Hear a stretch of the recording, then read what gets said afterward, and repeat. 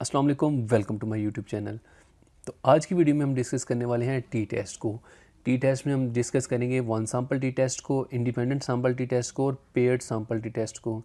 Definitely हम ये भी देखेंगे कि ये तीनों टेस्ट हम किस सिचुएशन में अप्लाई करेंगे। तो ये मेरे पास एक डाटा सेट है, हाइपोथेटिकल डाटा है। इस पर हम तीनों test step by step apply करेंगे और देखेंगे कि किस सिचुएशन में हमने कौन सा टेस्ट अप्लाई करना है। तो वीडियो स्टार्ट करते हैं। तो यहाँ मेरे पास डिफरेंट वेरिएबल्स हैं, एज है, education categories, service years, income, gender, method A and method B. तो टी टेस्ट अप्लाई करने के लिए आप सबसे पहले जाएंगे एनालाइज के टैब में। ठीक है, ये आपको एनालाइज का टैब मिलेगा। यहाँ डिफरेंट आपके पास ऑप्शन है, आप एनालाइज के टैब पे क्लिक करेंगे and then compare means. Compare means में आपके पास 5 ऑप्शन है, लेकिन चूंकि आज हमारा टॉपिक टी टेस्ट पे है तो हम सिर्फ ये जो 3 ऑप्शंस हैं इनको डिस्कस करेंगे।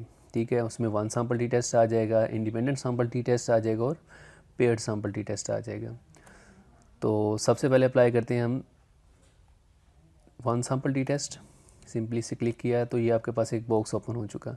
तो यहाँ आपको 2 बॉक्सेस नज़र आ रहे हैं। इस बॉक्स में तमाम वो वेरिएबल्स हैं जो हमने डिफ़ाइन किए हुए हैं और दूसरा आपके पास है टेस्ट वेरिएबल्स का बॉक्स। ठीक है, जिन वेरिएबल्स को हमने टेस्ट करना है वो वेरिएबल्स इस बॉक्स में आएंगे। ठीक है, यहाँ आपके पास ऑप्शंस हैं, बूटस्ट्रैप हैं, इनको हम अभी नहीं छेड़ेंगे। ठीक है, नीचे आपके पास टेस्ट वैल्यू है, इसको देखेंगे कि ये क्या है।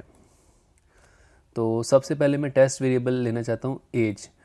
अभी मैं किसी भी ऑप्शन को नहीं छेड़ रहा, ऑप्शंस, बूटस्ट्रैप या टेस्ट वैल्यू किसी को भी बाय डिफ़ॉल्ट चलेगा ये एंड ओके।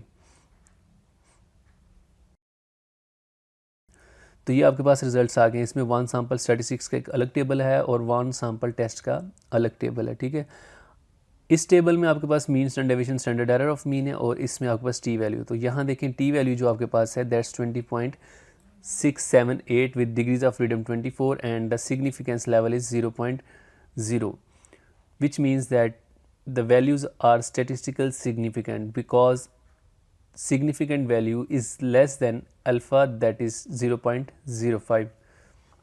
अच्छा, इसको अगर मैं एक बार फिर अप्लाई करूँ, analyse, compare means and one sample T test, इसमें थोड़ी सी मैं चेंजिंग करता हूँ।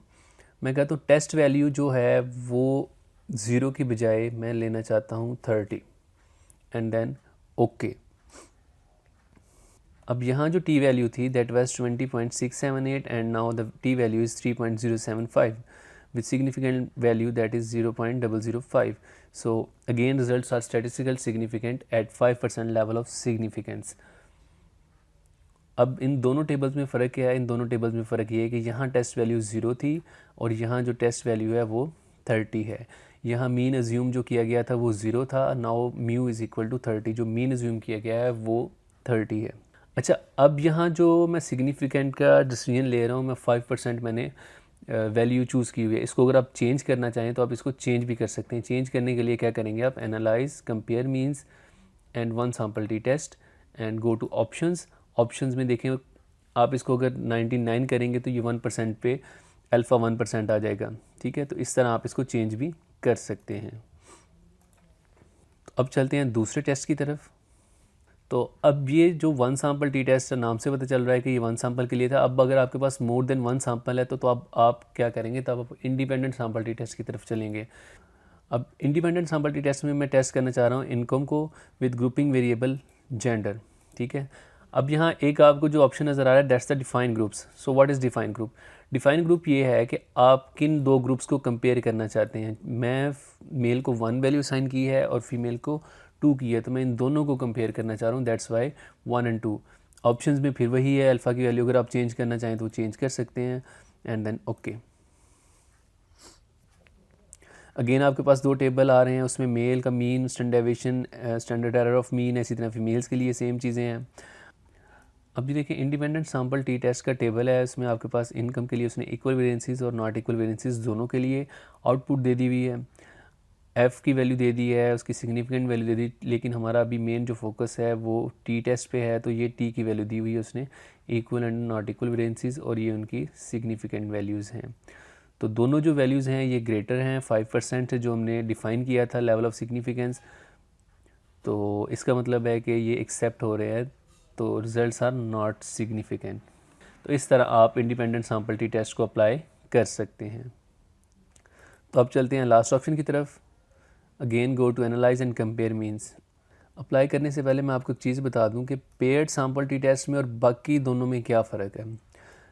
पेयर्ड सैम्पल टी टेस्ट का दूसरा नाम डिपेंडेंट सैम्पल टी टेस्ट भी है, चूँकि इसमें जो सैम्पल्स हैं वो डिपेंडेंट होते हैं। डिपेंडेंट कैसे होते हैं कि इसमें सेम इंडिविजुअल्स की या ऑब्जेक्ट्स की ऑब्जर्वेशन तो डिफरेंट टाइम्स पे ली जाती है। फॉर एग्ज़ाम्पल, जैसे मैंने यहाँ डेटा लिया हुआ है मेथड ए और मेथड बी, तो ये सेम स्टूडेंट्स से 25 स्टूडेंट्स से उनका मैंने मेथड ए से पढ़ाया किसी एक सब्जेक्ट को और उनके मार्क्स हैं, और फिर मेथड बी से पढ़ाया तो ये उनके मार्क्स हैं।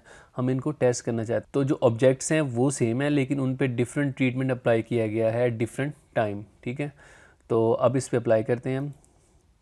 Paired sample T test, compare means paired samples T test. अब इसमें ये आ गया पेयर 1 और वेरिएबल 1 मेथड ए है और वेरिएबल 2 मेथड बी है। ऑप्शन में वही आप लेवल ऑफ सिग्निफिकेंस डिफाइन कर सकते हैं। बूटस्ट्रैपिंग की आपको यहाँ इनिशियली ज़रूरत नहीं है। एंड देन ओके, तो ये आउटपुट आ गई पेयर्ड सैम्पल टी टेस्ट की। तो इसमें टी वैल्यू अगर आप देखें that is 2.338 with significant value 0.028, which means that there is a statistical difference between both the method। इस तरह आप टी टेस्ट SPSS में easily अप्लाई कर सकते हैं with your desired level of significance। वो मैंने आपको बता दिया कि level of significance आप चेंज कैसे कर सकते हैं।